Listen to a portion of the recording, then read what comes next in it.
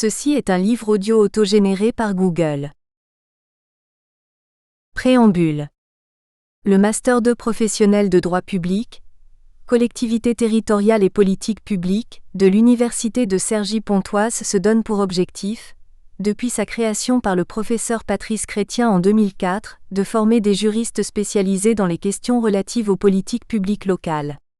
Si l'accent est donc mis sur l'acquisition et la maîtrise des connaissances, procédures et mécanismes indispensables à tout étudiant se destinant à une carrière au sein d'une entité locale, l'objectif est également de former des juristes capables de prendre du recul par rapport aux techniques juridiques et de réfléchir à l'évolution de la décentralisation et au rôle joué par les collectivités.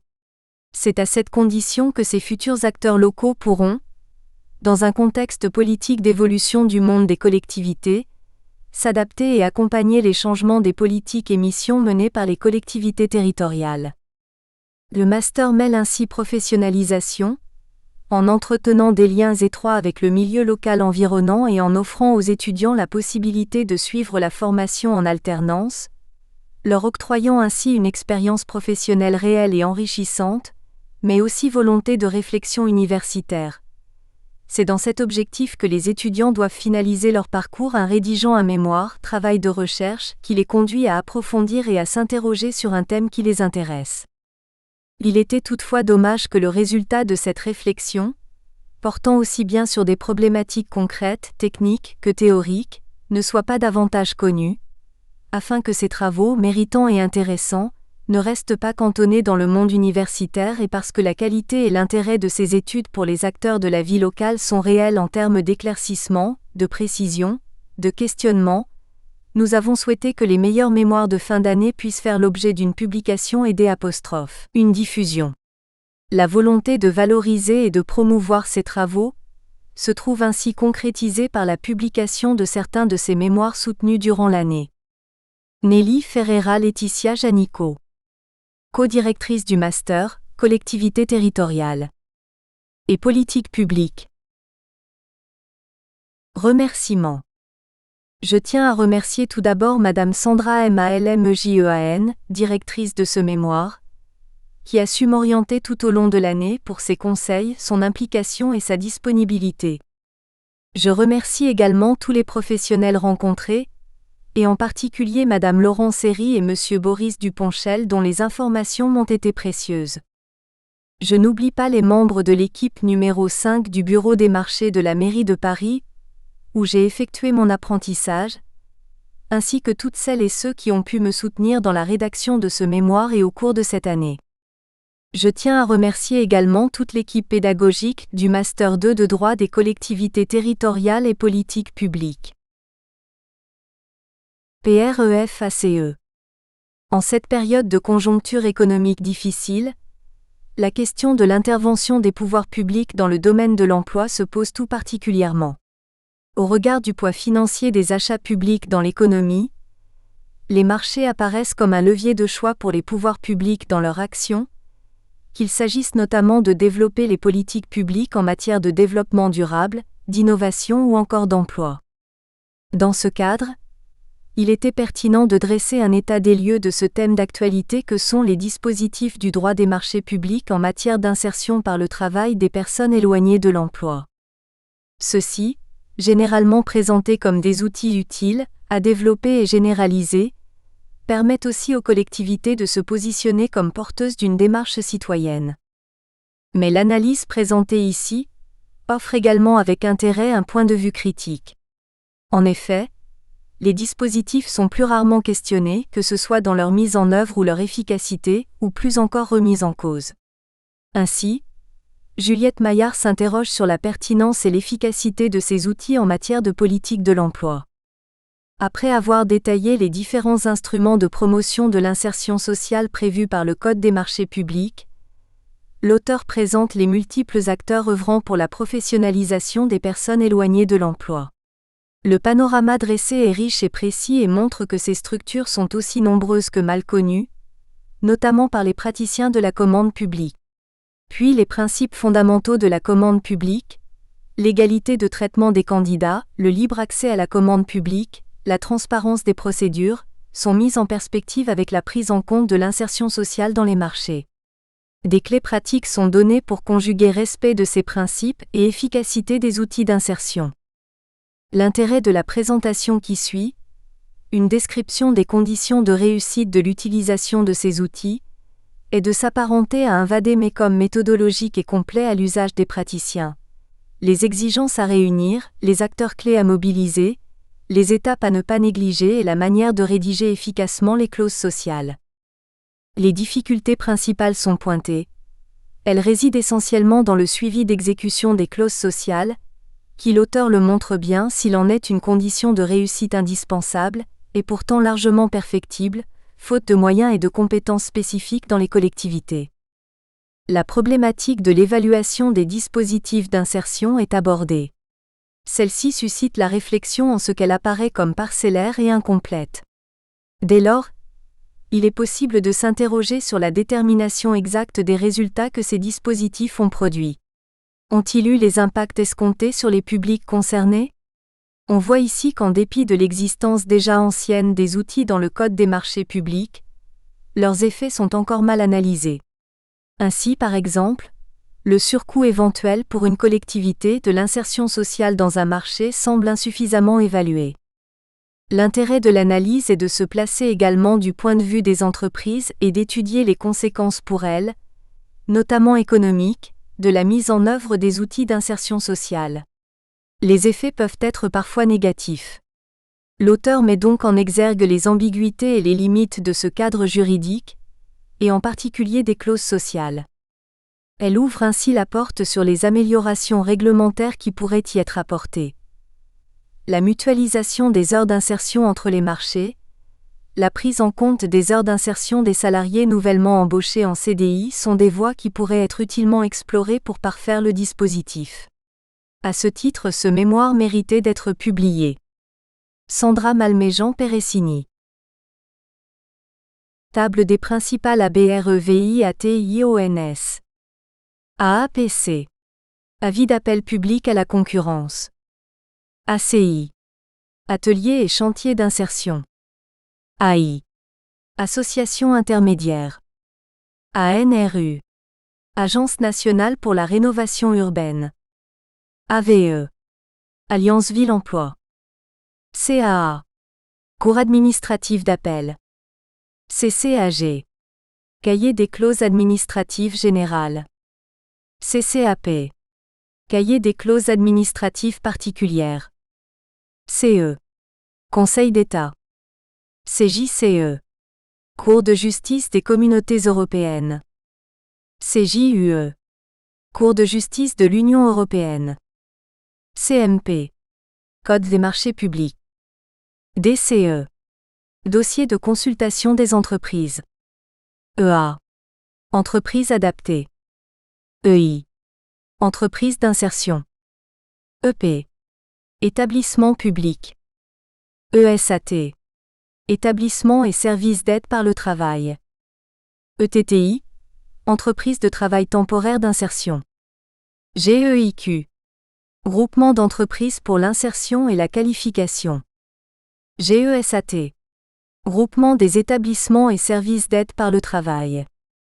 IATE. Insertion par l'activité économique. MDE. Maison de l'emploi. MEP. Maison de l'emploi de Paris. OEAP. Observatoire économique de l'achat public. PAGEI. Prestations intellectuelles. PAGIB. Produit intérieur brut. PAGLIE. Plan local pour l'insertion et l'emploi. PNRU. Programme national pour la rénovation urbaine. SIAE. Structure de l'insertion par l'activité économique. UE. Union européenne. Introduction. Les marchés publics représentent environ 7% du produit intérieur brut, PIB français, et 17% du PAGIB de l'Union européenne, UE. Compte tenu de leur poids substantiel dans l'économie, les marchés publics présentent un potentiel important pour agir en faveur de l'insertion des publics éloignés de l'emploi. Or, dans le contexte de crise budgétaire et financière que la France connaît depuis 2008, il semble essentiel de mobiliser tous les moyens à disposition pour lutter contre le chômage.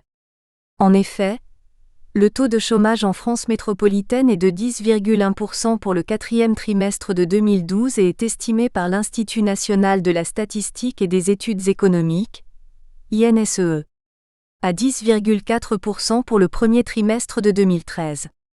L'UE relève d'ailleurs que si les autorités publiques utilisent ce pouvoir d'achat pour acquérir des biens et services sociaux, elles peuvent contribuer de façon majeure au développement durable, qui comprend la dimension sociale. Le rôle qui peut être joué par l'achat public en matière d'insertion sociale a été identifié dès les années 1990. Aujourd'hui, le Code des marchés publics prévoit 4 possibilités pour prendre en compte la dimension sociale. L'insertion d'une clause sociale, la passation d'un marché réservé, la passation d'un marché de services de qualification et de professionnalisation, ou l'utilisation d'un critère de performance en matière d'insertion professionnelle des publics en difficulté. Toutefois, le dispositif peine à se développer malgré les évolutions législatives et l'impulsion de l'État. Ainsi, dès 1993, une circulaire interministérielle invitait les acheteurs publics à valoriser l'action menée par les entreprises en matière d'emploi lors de l'attribution d'un marché. En 2001, le décret portant Code des marchés publics a ouvert, dans son article 14, la possibilité d'insérer des clauses sociales et environnementales dans les marchés. Il s'agit de conditions d'exécution prévues au marché, que les candidats s'engagent à respecter. À l'époque, en ce qui concerne les clauses sociales, la rédaction de l'article 14 du CMP visait clairement l'insertion professionnelle. La définition des conditions d'exécution d'un marché dans les cahiers des charges peut viser à promouvoir l'emploi des personnes rencontrant des difficultés particulières d'insertion, à lutter contre le chômage ou à protéger l'environnement. Actuellement, la formulation issue du décret du 1er août 2006 portant Code des marchés publics est plus large. Depuis 2001, le législateur continue à inciter au développement des clauses sociales.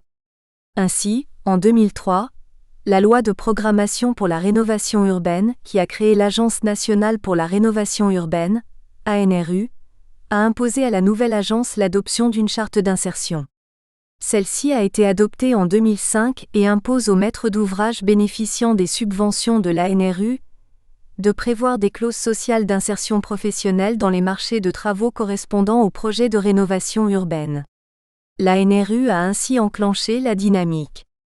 Cet effort d'incitation s'est poursuivi. En 2008, le Premier ministre, dans une circulaire dite État exemplaire, a fixé l'objectif d'insérer des clauses sociales dans 10% des marchés de l'État. Cet objectif s'impose désormais également aux établissements publics EP de l'État à hauteur de 5%. Pourtant, en 2011, l'Observatoire économique de l'achat public, OAP, ne recensait que 4,1% de marchés comportant des clauses sociales. Le nombre de clauses sociales insérées dans les marchés a cependant doublé depuis 2009 et se rapproche de la part de clauses environnementales, 5,3%. Toutefois, accroître le nombre de clauses sociales dans les marchés ne suffit pas. Les actions en matière sociale doivent avoir pour objectif, à terme, l'insertion professionnelle durable des personnes suivies. Or, dans le respect de l'article 1 du CMP, qui vise à assurer l'efficacité de la commande publique et la bonne utilisation des deniers publics, l'un des premiers objectifs des acteurs publics est économique. Il s'agit d'acheter au meilleur rapport qualité-prix. La prise en compte d'aspects sociaux dans les marchés publics pourrait en augmenter le prix. Ce surcoût éventuel ne peut se justifier que si un nombre suffisant de bénéficiaires parvient à s'insérer durablement. Dès lors, la question de la pertinence des marchés publics comme outil d'insertion sociale mérite d'être posée.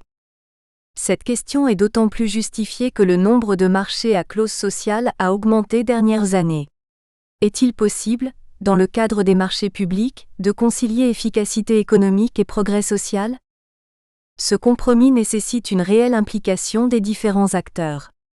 Son efficacité est en effet conditionnée par un travail important de préparation et de réflexion, avant même la rédaction de la clause. La réalisation de ce travail préparatoire doit permettre une insertion sociale positive, tout en respectant la réalité économique.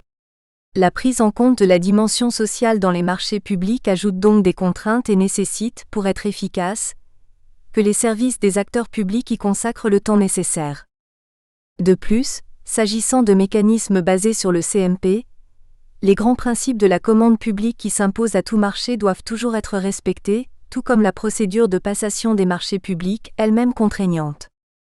C'est pourquoi, en raison de ces éléments de complexité, les clauses sociales d'insertion professionnelle suscitent encore de nombreuses interrogations plus de 10 ans après leur introduction dans le CMP. Les premières clauses sociales d'insertion professionnelle ayant été insérées depuis plusieurs années, il est désormais possible de prendre du recul sur le dispositif, sa mise en œuvre et son efficacité. Toutefois, l'analyse est rendue plus complexe par l'absence de données statistiques globales consolidées. Ainsi, chaque collectivité possède ses propres chiffres, tout comme chaque facilitateur. Différents organismes ont réalisé leurs propres études statistiques, comme l'Alliance Ville-Emploi, AVE, ou le Groupement des établissements et services d'aide par le travail, GESAT. Cette difficulté est liée aux très nombreux acteurs impliqués. Sont en effet concernés par les clauses sociales les pouvoirs adjudicateurs, les élus comme les services administratifs et techniques, les acteurs de l'insertion sociale tels que Pôle emploi, les maisons de l'emploi, et les structures de l'insertion par l'activité économique, SIAE. Enfin, les entreprises privées susceptibles de répondre au marché comportant des clauses sociales sont également concernées. Le sujet revêt donc un caractère transversal associant droit, économie et insertion sociale. Dans un premier temps, il est nécessaire de présenter les mécanismes d'insertion sociale prévus par le Code des marchés publics, CMP, ainsi que les nombreux acteurs concernés, partie 1.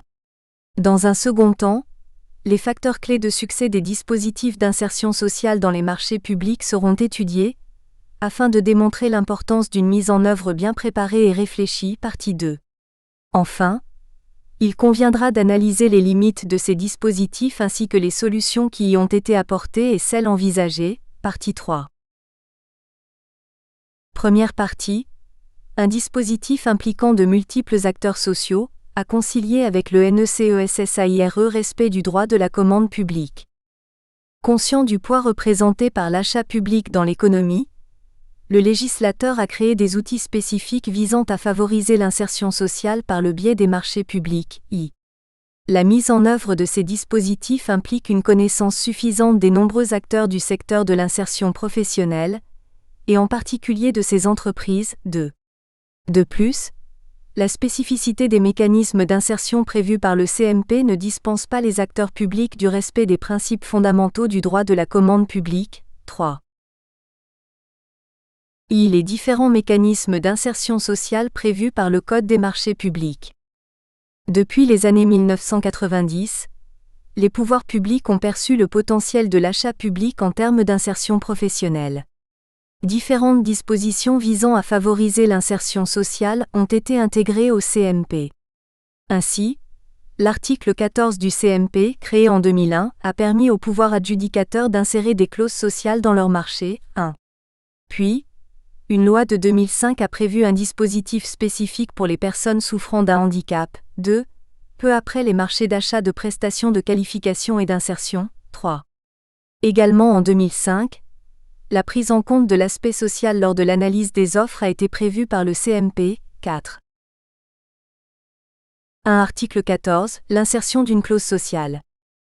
L'article 14 du CMP dispose que les conditions d'exécution d'un marché... Nous espérons que vous avez apprécié cet aperçu. Pour continuer à écouter ce livre audio sur Google Play Livres, utilisez le lien dans la description de la vidéo.